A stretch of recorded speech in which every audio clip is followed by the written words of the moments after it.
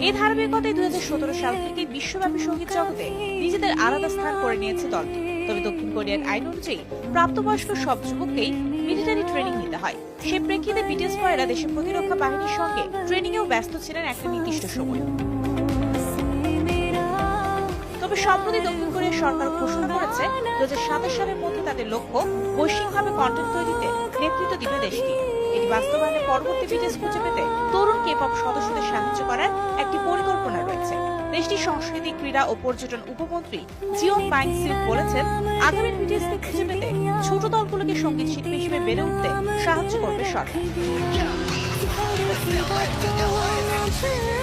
BTS এর গান, শতকোটি ভক্ত, সব মিলিয়ে এক অদ্ভুত সাড়ার প্রভাব বিশ্বজুড়ে দেশটির জন্য নানাভাবে বয়ে এনেছে সুফল। তাই তো দক্ষিণ কোরিয়ার সরকার এখন পরবর্তী কে-পপ দল খুঁজছে। তবে উপমন্ত্রী জিওং পাইং সিউকের মন্তব্য ব্যাপক সমালোচনার জন্ম দিয়েছে।